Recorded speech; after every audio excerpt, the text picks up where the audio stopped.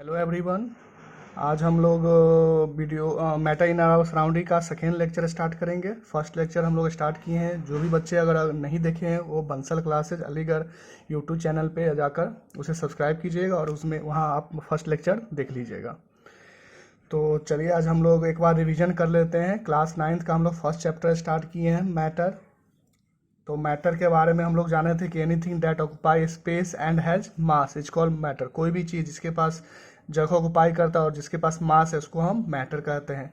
जैसे air, sugar, sand, water, ये सब मैटर है। फिर मैटर के बारे में कुछ जाने थे कि मैटर क्या होता है। छोटे स्मॉल पार्टिकल से बना होता है। मैटर के 3 टाइप स्टेट्स होते हैं। जनरली रूम टेम्परेचर मैटर के क्या होते हैं 3 स्टेट होते हैं, सॉलिड, लिक्विड एंड गैस। और तीनों को आपस में इंटर कन्वर्टेड कर सकते हैं बाय अप्लाई प्रेशर और चेंज इन टेम्परेचर। ठीक है, तो आज थोड़ा सा 5 मिनट आप लोग को हम रिवीजन करवा देते हैं। मान लीजिए जो बच्चे अगर नहीं फर्स्ट वीडियो लेक्चर देखे हैं तो उन्हें सेकेंड लेक्चर में दिक्कत नहीं होगी। बाकी अगर जो नहीं देखे वो जाके आप देख लीजिएगा। फिर क्लासिफिकेशन ऑफ मैटर के बारे में पढ़े हैं। मैटर में according to Indian ancient Indian philosopher all matter whether living और non living is made up of 5 basic constituents commercially called पंचतत्व, that is air, earth, water, sky and fire.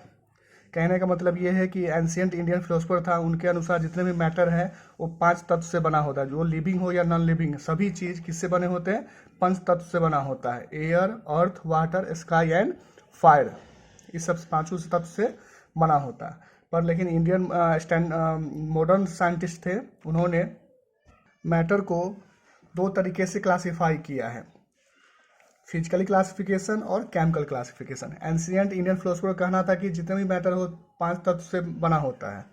पर scientist था, उन्होंने क्लासिफाई किए matter को दो तरीके से, physical classification on the basis of chemical classification. ठीक है, तो हम लोग फ्लो चार्ट एक बार देख लें। ये सब हर एक चीज़ हम लोग पिछले क्लास में पढ़ चुके हैं, बस ये एक समरी है जो आप लोगों को एक बार रिविजन करवा रहे हैं। मैटर को हम लोग फिजिकल क्लासिफिकेशन किए और केमिकल क्लासिफिकेशन। फिजिकल क्लासिफिकेशन कैसे किए हैं हम लोग, on the basis of physical property. Physical classification basis पे हम लोग सॉलिड, लिक्विड और गैस 3 टाइप्स के हो गए matter. On the chemical classification के बेसिस पे हम मैटर को डिवाइडेड किए 2 भाग में, मिक्सचर और प्योर सब्सटेंसेज। मिक्सचर को हम फर्दर डिवाइड करते हैं होमोजीनियस मिक्सचर और हेट्रोजीनियस मिक्सचर।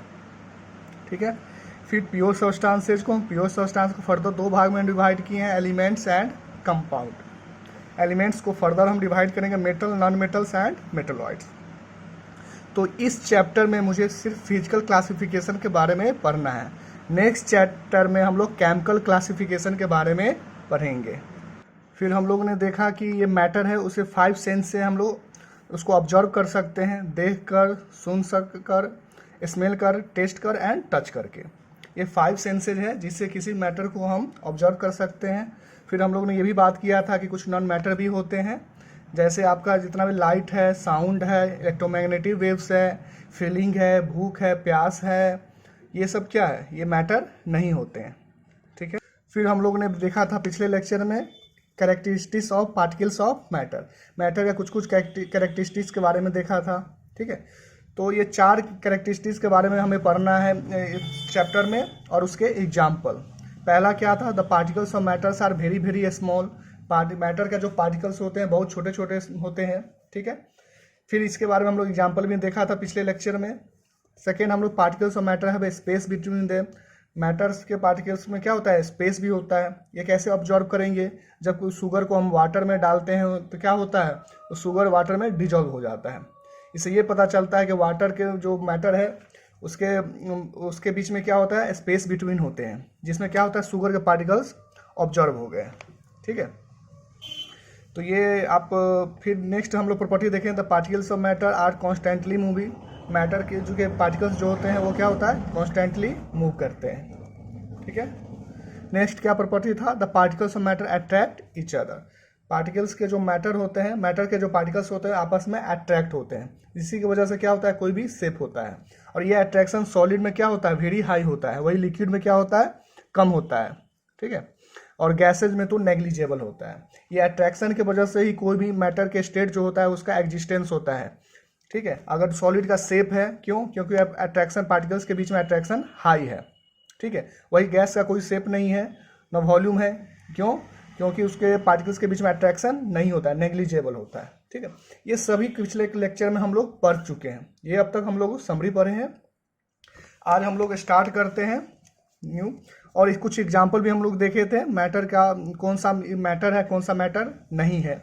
जैसे चेयर मैटर है, एयर मैटर है, लव क्या है, ये मैटर नहीं है। ये सब बारे में हम लोग पढ़े थे। स्मेल मैटर नहीं है, हेट मैटर नहीं है। ठीक है, तो आप पिछले लेक्चर आप देख लीजिएगा, उसमें समझ में आ जाएगा। आज हम लोग स्टार्ट करेंगे यहाँ से कोहेसिव फोर्स और एडहेसिव फोर्स के बारे में। ठीक है, कोहेसिव फोर्स क्या होता है हम लोग पढ़े थे अभी। Fourth property, fourth characteristics of particles of matter. The particles of matter attract each other. Matter क्या होता है, मैटर के पार्टिकल्स जो आपस में अट्रैक्शन होता है। अट्रैक्शन किस तरह का, दो तरह का हो सकता है। एक ही तरह के मैटर के पार्टिकल्स के बीच में अट्रैक्शन, या दो अलग अलग मैटर के पार्टिकल्स के बीच में अट्रैक्शन। ठीक है, इसी के बारे में हम लोग जानेंगे। तो कोहेसिव फोर्स क्या होता है, the force of attraction between the particles of same substances is called cohesive force. कहने का मतलब है सेम सब्सटेंस के पार्टिकल्स के बीच में अट्रैक्शन जो होता है उसी को हम कोहेसिव फोर्स कहते हैं। कोई दूसरा सब्सटेंस नहीं है, सेम मैटर है। जैसे अगर हम बात कर रहे हैं कोई भी सॉलिड के बारे में, कोई वुड है, तो उसके पार्टिकल्स के बीच में अट्रैक्शन अगर हो उसे हम कोहेसिव फोर्स कहते हैं। ठीक है, वही एडहेसिव फोर्स क्या होता है, the force of attraction between the particles of different substances. मतलब दो डिफरेंट सब्सटेंसेज, दो या दो से ज़्यादा सब्सटेंसेज के पार्टिकल्स के बीच में जो अट्रैक्शन होता है उसे एडहेसिव फोर्स कहते हैं। जैसे मान लीजिए आप बोर्ड पे चौक से लिखते हैं, तो चौक क्या होता है, बोर्ड पे क्या होता है, वो वहाँ पर लिखा हुआ रहता है, वो रिमूव नहीं होती है। क्या है, वो अट्रैक्शन है। दो अलग, चौक अलग हो गया, वो अलग मैटर है, अब बोर्ड अलग मैटर है। ठीक है, तो इस तरह क्या अट्रैक्शन है, उस तरह का अट्रैक्शन को हम एडहेसिव फोर्स कहेंगे। एक और एग्जाम्पल साथ समझाते हैं। जैसे मान लीजिए कोई भी अगर हम ठंडा पानी लेते हैं ग्लास में, तो क्या होता है, कुछ वाटर ड्रॉप ग्लास के ऊपर रहता है। ठीक है, तो क्या है, वाटर ड्रॉप्स क्या, वो अलग मैटर है, उसका स्टेट लिक्विड है। वही ग्लास क्या है, अलग मैटर है, वो सॉलिड स्टेट है। ठीक है, तो भी उससे क्या है, अट्रैक्शन रहता है। मतलब क्या है, ग्लास के पार्टिकल्स और वाटर के पार्टिकल्स बीच में क्या होता है, अट्रैक्शन है। और दोनों के दोनों मैटर क्या है, अलग है। तो ये किसका एग्जाम्पल हो गया, एडहेसिव फोर्स के। बहुत सारा एग्जाम्पल आप देख सकते हैं। जैसे कोई भी मेकअप आप करते हैं, मेकअप भी कोई अलग मैटर हो, और फेस क्या है, अलग मैटर है। ठीक है, तो दोनों पे क्या है, दोनों पार्टिकल्स के बीच में अट्रैक्शन है, तभी तो मेकअप या कोई क्रीम आप अपने फेस पे लगाते हैं। अगर अट्रैक्शन नहीं रहेगा तो क्या होगा, वो रिमूव हो जाएगा। आप फेस पे आप नहीं लगा सकते हैं। बहुत सारे एग्जाम्पल, जैसे मान लीजिए आप शूज पे पॉलिश करते हैं, क्यों, क्योंकि पार्टिकल्स के बीच में अट्रैक्शन है। दो मैटर के, अलग अलग मैटर के पार्टिकल्स के बीच में अट्रैक्शन है, इसके वजह से ही कोई भी प्रोसेस कर पाते हैं हम लोग। ठीक है, नेक्स्ट प्रॉपर्टी हमें जानना है कि रिजिडिटी क्या होता है। रिजिडिटी मेनली क्या होता है, सॉलिड डिफाइन करती है। ठीक है, सॉलिड की डिफाइन करती है। और आपका लिक्विड और गैस क्या होता है, जनरली फ्लूइडिटी। ठीक है, rigidity is a property of substance have a tendency to maintain their shape when subjected to a outside force. कहने का मतलब क्या, रिजिडिटी क्या प्रॉपर्टी है किसी सब्सटेंस का, जनरली सॉलिड शो करती है, have a tendency to maintain their shape. क्या होता है, वो अगर मान लीजिए कोई भी एक्सटर्नल फोर्स लगाते हैं तो क्या होता है, वो उसकी शेप को मेंटेन रखता है। इस प्रॉपर्टी को हम क्या कहते हैं, रिजिडिटी। जैसे कोई भी सॉलिड होता है, अगर मान लीजिए उस पर हम एक्सटर्नल फोर्स अगर हैमर करते हैं तो क्या होता है, वो शेप मेंटेन रहता है। ठीक है, क्यों, क्योंकि इसमें रिजिडिटी प्रॉपर्टी ज़्यादा होती है। सॉलिड है हाई रिजिडिटी प्रॉपर्टी, सॉलिड के पास क्या होता है, हाई रिजिडिटी प्रॉपर्टी होती है। वही आपका गैस के पास नेग्लिजेबल होता है, जिसके वजह से कोई भी शेप उसमें गैसेज का कोई शेप ही नहीं होता, ना कोई वॉल्यूम होता है। ठीक है, नेक्स्ट प्रॉपर्टी हम लोग पढ़े फ्लूइडिटी। फ्लूइडिटी क्या है, it is the property of substance which can flow easily and require a vessel to store. मतलब कहने का मतलब ये एक प्रॉपर्टी है सब्सटेंस का जो आसानी से ये फ्लो हो जाता है, और इसे कोई बर्तन चाहिए उसे रखने के लिए। ठीक है, ये फ्लूइडिटी प्रॉपर्टी कौन शो करता है, आपका लिक्विड प्रॉपर्टी। लिक्विड क्या है, फ्लूइडिटी प्रॉपर्टी को शो करता है।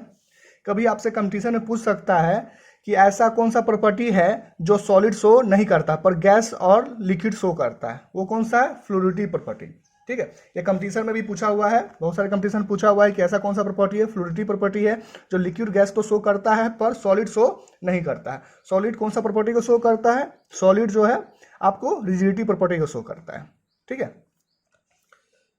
तो अब नेक्स्ट हम लोग यहाँ तक पढ़ लिए, कुछ प्रॉपर्टी था, इसे ध्यान रखिएगा। फ्लूइडिटी प्रॉपर्टी, रिजिडिटी प्रॉपर्टी, जिसके वजह से कोई भी स्टेट जो होता है मैटर का, उसका कुछ प्रॉपर्टी एग्जिस्टेंस होती है, शेप होता है एग्जिस्ट। अगर मान लीजिए रिजिडिटी प्रॉपर्टी ज़्यादा है तो उसमें क्या होगा, उसका शेप होगा, वही फ्लूइडिटी प्रॉपर्टी ज़्यादा होगा, उसका शेप नहीं होगा, वो नहीं होगा, वो फ्लो हो जाएगा। ठीक है, तो अब हम लोग पढ़ेंगे classification of matter based on physical state. हम लोग को पढ़ना है मैटर क्लासिफिकेशन पढ़ेंगे on the basis of physical state पे। ठीक है, फिजिकल क्लासिफिकेशन पे। वही हम लोग केमिकल क्लासिफिकेशन जो है नेक्स्ट चैप्टर में पढ़ेंगे, इसी क्लास 9 में पढ़ेंगे नेक्स्ट चैप्टर में। ठीक है, तो फिजिकल स्टेट हम लोग जानते हैं कि फिजिकल स्टेट क्या होता है मैटर का, सॉलिड, लिक्विड एंड गैस। ये सॉलिड, लिक्विड और जो गैस होती है ये रूम टेम्परेचर प्रेशर पर होती है। ठीक है, अगर टेम्परेचर को हम रूम टेम्परेचर से बढ़ाते हैं या कम करते हैं तो दो स्टेट और एग्जिस्ट करती है, उसके बारे में भी हम लोग पढ़ेंगे। ठीक है, तो पहले हम लोग जान लेते हैं कि सॉलिड क्या होता है। सॉलिड क्या होता है, solid has a definite shape and definite volume. Solid क्या होता है, उसका डिफिनिट शेप होता है और डिफिनिट वॉल्यूम होता है। क्यों, क्योंकि उसमें रिजिडिटी प्रॉपर्टी ज़्यादा होता है। सॉलिड का शेप होता है और वॉल्यूम भी होता है। क्यों, क्योंकि उसके पार्टिकल्स के बीच में क्या होता है, हाई अट्रैक्शन होता है। हाई अट्रैक्शन की वजह से क्या होता है, डिफिनिट शेप होता है, रिजिडिटी प्रॉपर्टी ज़्यादा होता है, इंटरमोलिकुलर स्पेस बहुत कम होता है। ठीक है, तो ये सब डिपेंड करता है अट्रैक्शन पे, पार्टिकल्स के अट्रैक्शन पे, रिजिडिटी प्रॉपर्टी पे डिपेंड करता है सॉलिड के। ठीक है, जैसे एग्जांपल हो गया सॉलिड का, आयरन हो गया, वुड हो गया, रॉक हो गया, आइस हो गया, ये सब किसका एग्जांपल है, सॉलिड्स का। ठीक है, तो फिर हम नेक्स्ट इसका क्लासिफिकेशन देखें मैटर का। हम लोग लिक्विड स्टेट में भी बहुत सारे मैटर को देखते हैं। जैसे liquid has a definite volume but not definite shape. Liquid के पास क्या होता है, डिफिनिट वॉल्यूम होता है पर डिफिनिट शेप नहीं होता है। लिक्विड क्या फ्लूइडिटी प्रॉपर्टी को शो करता है, इसका कोई भी डिफिनिट शेप नहीं होता। आप जिस बर्तन में रखिएगा उसका शेप को अचीव कर लेगा। ठीक है, लिक्विड को जिस बर्तन में रखते हैं, आप बकेट में रखिए या किसी ग्लास में रखिए, वैसा शेप को अचीव कर लेगा, क्योंकि इसमें क्या होता है, इसमें फ्लूइडिटी प्रॉपर्टी होती है। ठीक है, वॉल्यूम तो डिफिनिट होता है। जैसे मान लीजिए 1 लीटर ग्लास में रखिए या 1 लीटर बकेट में रखिए, वो तो डिफिनिट है, फिक्स है, पर आप उसका शेप क्या होता है, वो चेंज हो जाता है। ठीक है, और लिक्विड किस प्रॉपर्टी को शो करता है, फ्लूइडिटी प्रॉपर्टी को। फ्लूइडिटी मतलब क्या होता है, टू इजिली फ्लो। ठीक है, लिक्विड का एग्जांपल कैसे हो गया, क्या क्या हो गया, केरोसिन हो गया, अल्कोहल हो गया, मिल्क हो गया, वाटर हो गया, ये सब एग्जांपल किसका है, लिक्विड का।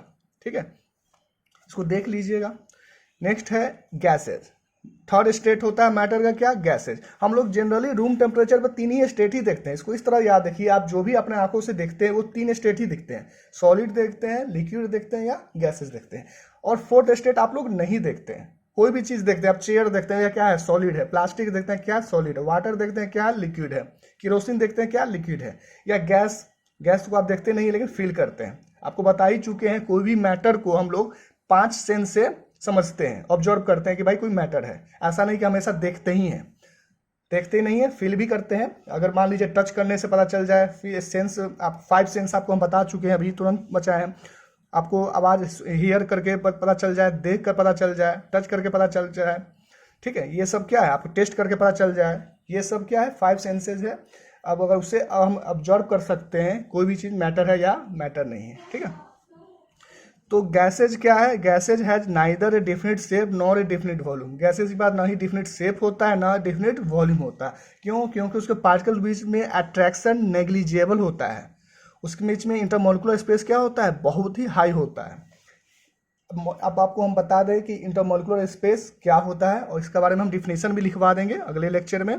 इंटरमोलिकुलर स्पेस क्या होता है, अगर मान लीजिए मैटर है तो किससे बना होता है, पार्टिकल से बना होता है। बहुत सारे पार्टिकल्स से मिलकर मैटर बनता है। तो पार्टिकल्स के बीच में जो अट्रैक्शन होता है उसे क्या बोलते हैं, इंटरमोलिकुलर अट्रैक्शन। ठीक है, वही 2 पार्टिकल्स के बीच में जो स्पेस होता है उसे बोलते हैं इंटरमोलिकुलर स्पेस।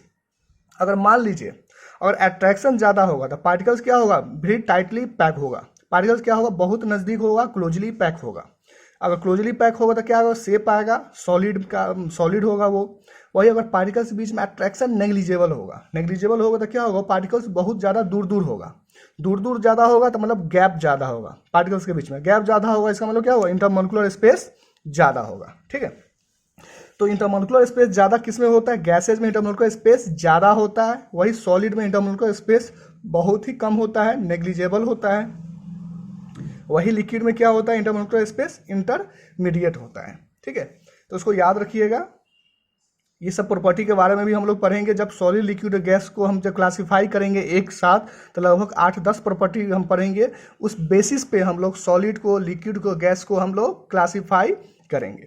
अभी मुझे ये जानना है कि सॉलिड क्या होता है। डिफिनिट शेप होता है, डिफिनिट वॉल्यूम होता है। वह लिक्विड का डिफिनिट वॉल्यूम तो होता है पर डिफिनिट शेप नहीं होता है। जिस बर्तन पे आप रखिएगा, जिस विसेल्स में रखिएगा, वो उसका शेप अचीव कर लेता है। ठीक है, आप प्रैक्टिकली आप घर पे कर सकते हैं। ग्लास में आप वाटर डालिएगा, यही अगर बकेट में डालिए, जिसमें डालिएगा वैसा शेप को अचीव कर लेगा। ठीक है, लिक्विड स्टेट। ठीक है, वही गैसेज क्या होता है, ना ही डिफिनिट शेप होता है, ना ही डिफिनिट वॉल्यूम होता है। It takes the shape and volume of containing vessel.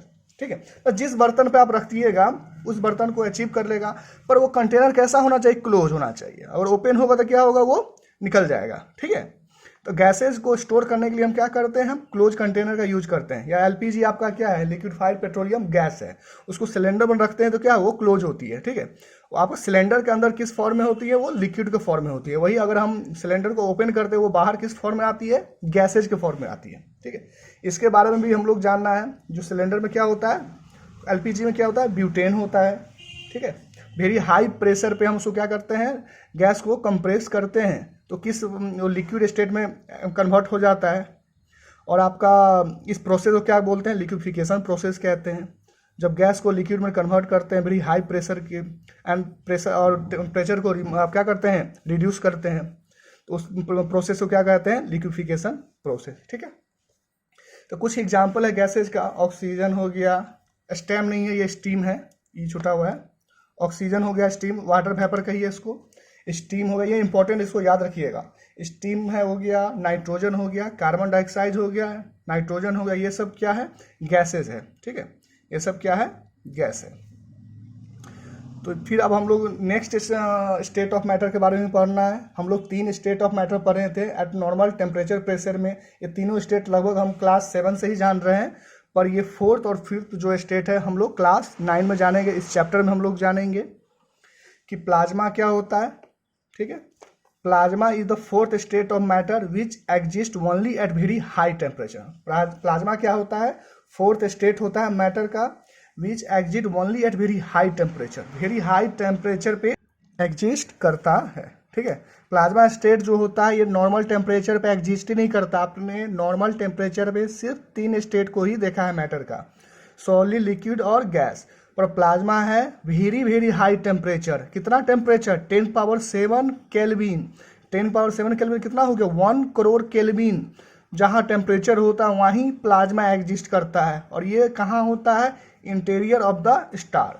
ये कहाँ होता है, स्टार के इंटीरियर में ही होता है, सूरज में होता है। ठीक है, ठीक है, सन क्या है, एक स्टार है, आपको बता चुके हैं। ठीक है, जानते हैं आप लोग, ज्योग्राफी में भी ये सब इसके बारे में पढ़े हैं, यूनिवर्स के बारे में। ठीक है, तो ये प्लाज्मा स्टेट कहाँ एग्जिस्ट करता है, ये आपके अर्थ में एग्जिस्ट नहीं करता है, ये आपके स्टार में एग्जिस्ट करता है, सन में एग्जिस्ट करता है। वहाँ 10⁻7 केल्विन कितना होता है, 1 करोड़ केल्विन।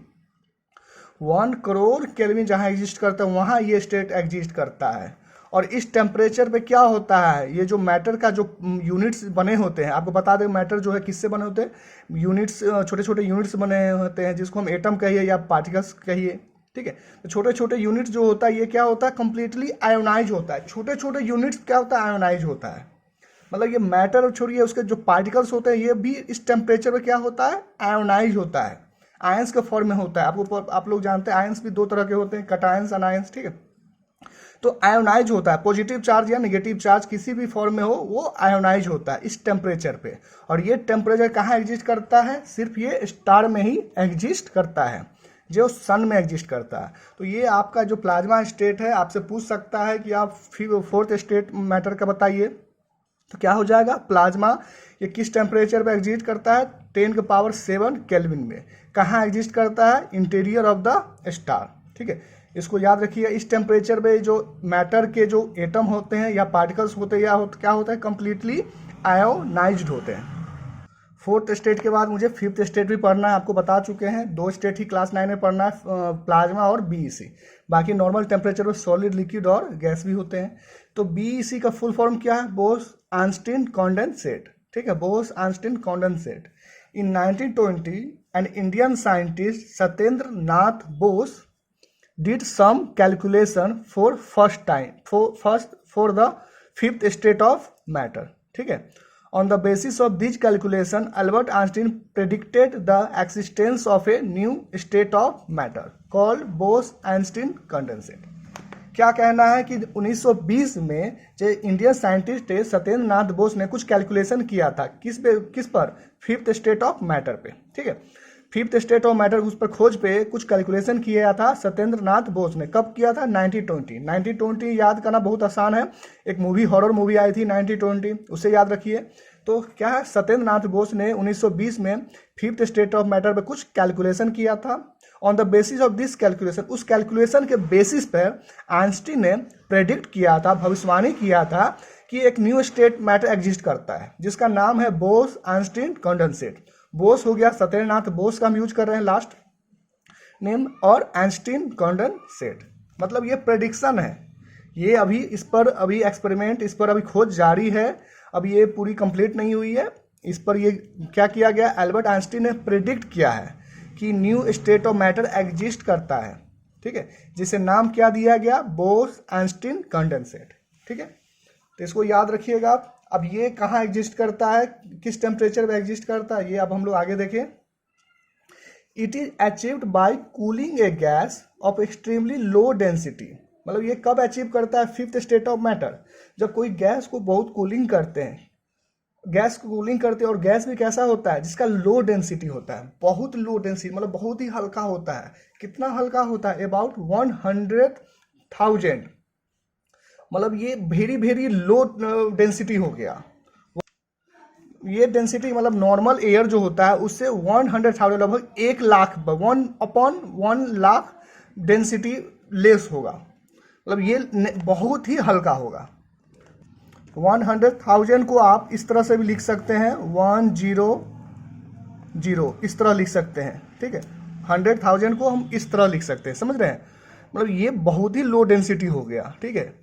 इस मतलब जो भी गैस होगा जिसका डेंसिटी क्या होगा, 100,000 होगा किसी नॉर्मल एयर का, उससे हम यूज करते हैं फिफ्थ स्टेट ऑफ मैटर में कन्वर्ट करने के लिए, ठीक है। उसके बाद क्या होगा, to super low temperature, temperature भी वेरी लो होगा, डेंसिटी ऐसा गैस जिसका डेंसिटी भी वेरी लो होगा, 1/100,000 डेंसिटी होगा, और साथ में टेम्परेचर भी वेरी लो होगा। कितना टेम्परेचर, -273.15 डिग्री सेल्सियस, मत समझ ले। 0 डिग्री सेल्सियस क्या होता है, 273 0 डिग्री सेल्सियस क्या होता है, 273 केल्विन होता है, ठीक है। पर यहाँ -273 डिग्री सेल्सियस होगा, ठीक है। तो कोई भी गैसेज वो फिफ्थ स्टेट पे कब एग्जिस्ट करेगा, जब उसका डेंसिटी वेरी वेरी लो होगा। कितना डेंसिटी होगा, 100,000 होगा, और साथ में उसको वेरी वेरी लो टेम्परेचर में कन्वर्ट करते हैं। कितना टेम्परेचर होना चाहिए, -273.15 डिग्री सेल्सियस होना चाहिए। उस टेम्परेचर पे आपका क्या होगा, fifth state of matter exist करेगा, ठीक है। तो आपको फिर से हम ओवरऑल हम समझा दें एक बार कि आपका जो नॉर्मल रूम टेम्परेचर पे 3 स्टेट ही एग्जिस्ट करता है, सॉलिड, लिक्विड एंड गैस, ठीक है। Solid, liquid, gas normal temperature exist करता है, पर फोर्थ स्टेट जो है जिसे हम प्लाज्मा कहें, वो वेरी वेरी हाई टेम्परेचर, कितना टेम्परेचर, 10⁻7 केल्विन पे एग्जिस्ट करता है, मतलब टेम्परेचर को बहुत बहुत ज़्यादा हाई बढ़ाते हैं तो प्लाज्मा स्टेट एग्जिस्ट करता है। वही टेम्परेचर वेरी वेरी लो करते हैं, -273 डिग्री सेल्सियस करते हैं, तो BC एग्जिस्ट करता है, ठीक है। BC पे क्या है, ये प्रेडिक्ट किया गया हुआ है, ठीक है। इसे हम BC क्यों कहें, क्योंकि सत्येंद्र नाथ बोस ने कुछ कैलकुलेशन किया था, उस कैलकुलेशन के बेसिस पे एल्बर्ट आइंस्टीन ने क्या कहा, एल्बर्ट आइंस्टीन ने इनका प्रेडिक्ट किया कि भाई फिफ्थ स्टेट भी एग्जिस्ट करता है, जिसको हम BC कहते हैं। और फिफ्थ स्टेट को कैसे हम अचीव करेंगे, कोई भी गैस लेंगे जिसका डेंसिटी वेरी वेरी लो होगा, कितना डेंसिटी होगा, 100,000 टाइम्स लो होगा किसी नॉर्मल एयर का, और उसको वेरी वेरी लो टेम्परेचर पे हम कन्वर्ट करेंगे। कितना टेम्परेचर होना चाहिए, -273.15 डिग्री सेल्सियस, तब ये स्टेट एग्जिस्ट करेगा, ठीक है, ये स्टेट एग्जिस्ट करेगा। तो आपको एक फ्लो चार्ट है, उस फ्लो चार्ट के थ्रू हम लोग जानेंगे कि मान लीजिए हम सॉलिड को लिक्विड में कन्वर्ट करते हैं जब हम टेम्परेचर बढ़ाते हैं। टेम्परेचर बढ़ाते कहने का मतलब क्या होता है, एनर्जी बढ़ता है, ठीक है, ठीक है, काइनेटिक एनर्जी ज़्यादा होगा। वही लिक्विड को गैस में कब कन्वर्ट करते हैं, जब टेम्परेचर बढ़ाते हैं, ठीक है। जैसे हम एग्जांपल लेते हैं आइस का। आइस को जब हम हीट करते हैं तो लिक्विड में कन्वर्ट होता है, लिक्विड को जब हीट करते हैं तो गैस में कन्वर्ट करता है। और गैस से प्लाज्मा कब कन्वर्ट होगा? जब 10⁻7 केल्विन टेम्परेचर रहेगा, वहाँ एग्जिस्ट करेगा। मतलब 1 करोड़ केल्विन टेम्परेचर रहेगा, वहाँ प्लाज्मा स्टेट एग्जिस्ट करेगा। मतलब गैस को प्लाज्मा स्टेट में कब कन्वर्ट करेंगे? जब टेम्परेचर वेरी वेरी हाई रहेगा। वही BEC क्या कहाँ एग्जिस्ट करेगा? जहाँ टेम्परेचर वेरी वेरी लो रहेगा। मतलब इन्वर्सली प्रोपोर्शनल है BEC और plasma. Plasma very high temperature और BEC वेरी लो टेम्परेचर, ठीक है। पर नॉर्मल रूम टेम्परेचर पे 3 ही स्टेट एग्जिस्ट करते हैं, सॉलिड, लिक्विड एंड गैस, ठीक है। इसको अच्छी तरीके से आप नोट कर लीजिएगा, रिवीजन कर लीजिएगा, ठीक है। और आज के लिए बस इतना ही। अगले क्लास में हम लोग पढ़ेंगे सॉलिड स्टेट के बारे में पढ़ेंगे, लिक्विड स्टेट के प्रॉपर्टी के बारे में पढ़ेंगे, ठीक है। Thank you.